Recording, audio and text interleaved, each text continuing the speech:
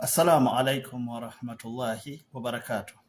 Kakati gowena omutolosi oba gowena ayayingira mu Saudi nga oli mu bumenyi bw'amateeka eno message iyo. Please you can share this message to your friends, okay?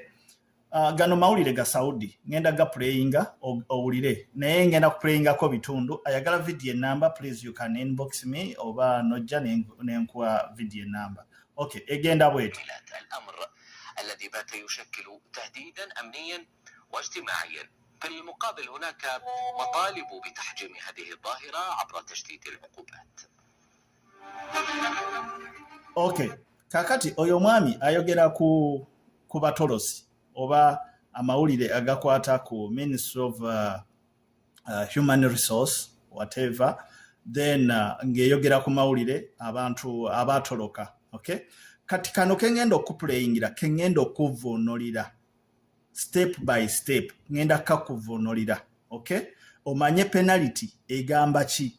Okay, kakati wano ulira wano. لا يقتصر على مخاطر أمنية واجتماعية وصحية، بل يجعل المتعاملين معها تحت طائلة العقوبات.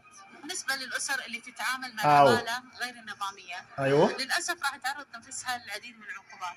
Okay, kakati omukyalo ono agamba n'omwami oli agamba ghairu nadhamiyate nti bagenda okukyusakyusa mu nkola. Nadhamu kitegeeza enkola oba amateeka. Bagenda kukyusa amateeka, nadhamiyat okukyusakyusa enkola n'amateeka oba enkola n'obukwakulizo bw'amateeka. N'agamba atya, ulira begrama kitegeeza penalties. Begrama miliyoni riyal. Gwe wenna omutolosi bagambye begrama miliyoni riyal muddatan. Tugende maaso ulira. قد يصل إلى مدة 15 سنة. Okay, wa muddat 15 sana nti oba boba tosobodde kusasula miliyoni riyal eya Saudi nga watoloka ogenda kubeera mu komera emyaka 15. Okay, wa 15 sana. Ngenda kuteerawo wano ebifaananyi bye batandise okuzimba abantu abatolosi gye bagenda okubeera nga bamalira obudde bwabwe emyaka 15. Gavumenti ejja kubeerawo ng'ekuliisa buliisa, ekulabirira, koza ebyo. Okitegeera, ogenda kubeera mu kkomera ng'olima ebimuli. Ngenda kuteerawo wano ebizimbe by'ebimuli bye batandise okuzimba. So weebeereremu. Okay, uliriza vidiyo eno yonna.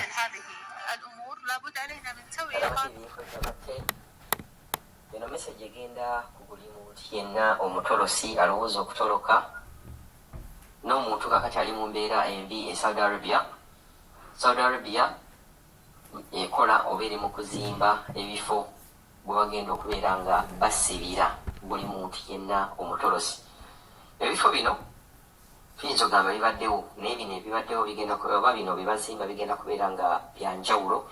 Ebibaddewo ebadde deportation, mugenda bugenze eyo ne babasibira eyo paka ne babatwala nga temulina mirimu gye mukola. Naye gavumenti y'e Saudi yagenze okirabamu nga eba efiirwa nti bagenda ne bakola ebikwekweto ne bakwata abaana oba abantu ababeera bagenze eyo bawala okubakwata ne babateeka mu deportation centers oba camps ne babeera awo ate ne babateekamu ssente ezibajja mu nsi eyo okubatwala mu nsi zaabwe. Gavumenti yagenza okulaba ng'ekintu kino tekifunamu ng'era eraba eyonoona ssente nnyingi nnyo okubeera nga ekwata abantu abali mu nsi y'e Saudi mu bumenyi bw'amateeka n'ebeera nga yo emala nga batwala oba ebazaayo buzzi mu nsi zaabwe nga terina kyebafunyeemu. Awo nno gavumenti bwe yayiiza n'egamba abantu bano nga tebannaba kuva Saudi Arabia nabo baagala babeere nga babafunamu, era nekola bweti. Ekisookera ddala omuntu yenna omutolosi kasita banakukwata amateeka amapya agaliwo ojja kuba olina okusasula miliyoni emu eya riyal za Uganda ze miliyoni nga 10. Osooka n'owebuuza ssente ezo waliwo omuntu asobola ozisasula sente ezo zinaavaawa era mu biyumba bye bimu byazimba egamba nti abantu bano beekwata bajja kuba basobola okubeera nga babakolera emirimu egy'enjawulo ng'okulima. Mujjukira na wano Uganda abasibe babakozesa mu kulima nti bagenza okulaba nga leba oba ekintu kye basobola okufuna mu bantu bano abatolosi bayinza okubeera nga bajja ku boostinga ekonomi yaabwe nga mu byobulimi nga mu byobulunzi nti babateeka eyo naye nga mulina omulimu gwe mukola ogubeera gugatta ejjinja ku nsi ya Saudi Arabia. Kakati no wano Katemba waali nze gwendaba nga nze gavumenti ya Uganda yavaayo negamba nti eyagala kuzimba biyumba oba eyagala kufuna nyumba e Saudi Arabia ng'omuntu yenna bw'atoloka agenda mu nyumba eyo. Mujjukira bulungi nti omuntu yenna bw'atoloka abatolosi bagenda bafunira ebiyumba bye banaabeera mu ssaawa y'emu. Ate Saudi Arabia egamba nayo yazimba biyumba buli muntu yenna omutolosi gye bajja omutereka abakolerere paka bwe banaawulira nga bagamba tukugyemu kye tugyemu.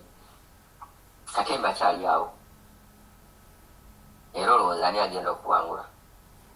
Era nembuuza okuva bwe bagamba nti bagenda kuteekawo ebiyumba abakadamu bwe bagenda okubeera ng'abatolosi mwali mukiwuliddeko waliwo amanyi we kiri nti wantu bwe wati ne bwe wati waliwo ekiyumba bannayuganda bwe babeera abatolosi mwe baddukira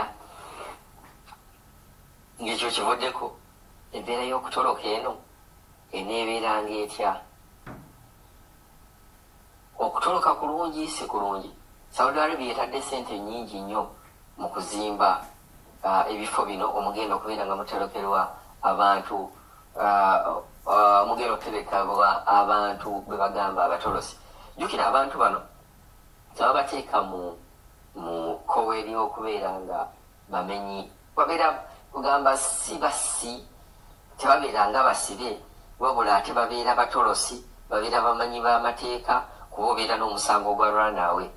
Kakati okubeera nga bataddewo ebiyumba nga bino bagamba tufunemu naye nga jjukira abasibe bano oba abantu bano bwe babeera babagamba kulima kulunda gavumenti ye Saudi ekintu kino nze ekimanyi ejja kifunamu. Bweba Uganda esobola okubeera ng'efuna mu basibe beesiba ne balimisa ne bakozesa art and craft ne bakozesa ebintu bingi nnyo nebeera nga yeyongedde kuba prison ejja kukozesanga mu bitongole ebirina ssente wano mu Uganda. Prison nayo ekwata ekifo mu bitongole ebirina ssente nti bano balina ssente prison ekwata ekifo naye ng'ate ssente zo bazijja mwe mu bintu ng'ebyokulima kulunda kola bintu nga waliwo abakola mu art and craft waliwo abakola mu carpentry bintu bingi nnyo. So Saudi Arabia nayo eyagala kukola kintu kyekimu. Kati awo embuuliza nzize ku question yaffe oba question gye nabadde njagala okubuuza.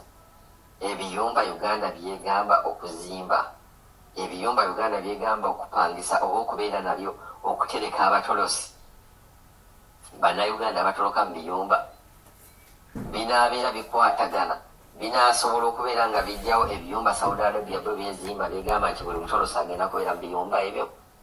Ekibuuzo nkirekedde gwe oba waliwo Katemba awo nti bwe bamanya nti Saudi Arabia egenda bizimba nawo ne bateekawo embeera nti naffe tugenda kubeera nga tulina abatolosi akati wagenda kujjawo ate feezi egamba nti munnaayo ebintu twali tubitadde mu nkola naye ate gavumenti ye Saudi Arabia nebeera nga yeetaddewo ate ebiyumba ebigenda okubeera nga bikuuma